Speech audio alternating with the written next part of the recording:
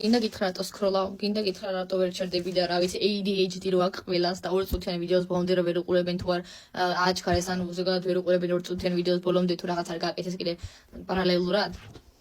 რატო სკროლავს ხალხი, რატო არის ძალიან ადამიანებისთვის სოციალურ მედია safe place. როგორ თქვა ეგ?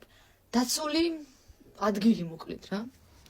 პირველი ემოციების გამო. შენ რო სკროლავ, ან ეძებს აღადაო რაღაცას, ან ეძებ იმიტომ რომ რაღაც თუ ძალიან სევდიანად ხარ, ნახო მე სევდიანი ვიდეო, მე შეხვიდე კომენტარებში, დაინახო ადამიანები, რომელსაც იგივე მომენტი, იგივე პრობლემა აქვს და იგზნო თავი რომ კარგად და მარტო რო არ ხარ და რა ვიცი, ხარ დაჭერა რომ იგზნო. მეორე, მოწყენილობა, ან სამსახურში ხარ და აი დრო გაგყავს ასე ვთქვათ, ან უბრალოდ მოწყენილობა, აი რო არიცი რა გააკეთო, ან რაღაც უნდა გააკეთო პირიქით და ვერ აკეთებ, იმიტომ რომ ძალიან გეზარება, ძალიან დამაღლელი იქნება შენთვის და აი მაგალითად ისწავლო, მაგრამ დრო გაგყავს რა ძალიან.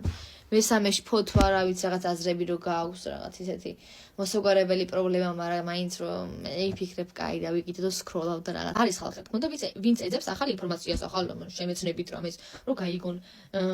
მაგრამ ცოტა რა თქმა უნდა გეთები. მაგრამ ცოტა აღნიშნავს რომ არ არიან, ამიტომაც მაინც ეგეც ჩავთვალოთ და მეხუთე სავარაუდოდ იქნება ჩემი დასკვნით ტრენდები. ტრენდებით ძალიან მოქმედებს მართლა, აი რაღაც საღადაო ვიდეო რო იქნება, რაღაც ტრენდი რო იქნება და რო გადიხარ გარეთ და რო არიცი რა.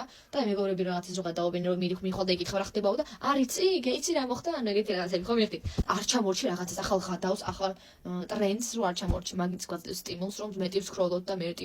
შეგიმჩნევათ ხო, აი ძალიან უკვე მოგბეზდა მართლა. აი რატო სკროლავ ვფიქრობ, მაგრამ მაინც რო სკროლავ და ძალიან ირონიულია ვიცი, იმიტომ რომ ეს ვიდეო შეგხდა ალბათ, იმიტომ რომ სკროლავ ახლა. ვისაც პრობლემა და დამოკიდებულება აქვს, იმათ მინდა უთხრა რა, იმენა 20+ საათი რო ტელეფონსა და მე რო ვკვირთ რატო არ მოთინთილი ანუ გარეთ თუ არ გადიხარ და წევხარ და სკროლავ თელი დღე თან სისტემატურად თვეები ეგრე ხარ რა თქმა უნდა ცუდად იქნები თუ არ მოძრაო მეგობრებთან ერთად რო ხარ მაშინ ანუ რო ერთობით მით უმეტეს გახსენდება სკროლვა გახსენდება ტელეფონი არა ხო ანუ რაღაცა ემოციები გაკლია რაღაც ცხოვრებაში ხალისი აღარ გაგდა მაგიტო სკროლავ და არ უნდა ეჭხბო შენ თავს და არ უნდა გეჭხბოს ადამიანმა რომ რატო სკროლავ მაგდენს რა პრობლემაც რა დროსა როცა ხარ აგრესიული როცა მოთმინების უნარი არ გაგაჩნია იმის გამო რომ ეს სწრაფი დოფამინის სწრაფი ისე შემიმჩნევია მართლა ხალხო პატარა ბავშვებიც კი აი დედა რო ტელეფონს არ თმევს და რო იღრიალებენ და ანუ შევესწარი კიდევაც რა ბავშვი ურტყამ და დედას მუჭებს თავში ავტობუსში იმიტომ რომ ტელეფონი გამოართვა აგრესიას აჩენს, რა ვიცი, მოთმინების უნარს, მეხსიერების პრობლემას, გაფანტულობას, მართლა ძალიან ისეთი თემა რა.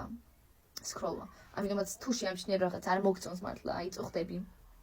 გთხოვ, მოიძიე ბევრი ინფორმაცია, ან გაესაუბრე ადამიანს ინფორმაცია ბევრი და მოიძიე დაიხმარე საკუთარ თავს, შენ თვითონ თუ არ გინდა სხვას მიმართო. შენ მაინც დაიხმარე შენ თავს რა. მე პირადად აი ეგეთი მომენტები რომ მქონია ცხოვრებაში, შველიდი ჩემ თავს იმით რომ ვაყენებდი რა ქვია შეზღუდვას აპლიკაციების ანუ 15 წუთი დღეში, ან საერთოდ ერთი კვირა მახსოვს ტელეფონში არ შესულა რა, ან სოციმედიაში. ამანაც დამეხმარა, მაგრამ მაინც უნდა იყო უფრო უნდა მიუდგე მაინც ისე რომ აი რატო აკეთებ, აი მიზეზი ნახო, არა უბრალოდ ამოიღო და всё, იმიტომ რომ მაინც მიუტრიალდები. ჩემი რჩევა იქნება რომ მეტი აქტიურობ ცხოვრებაში.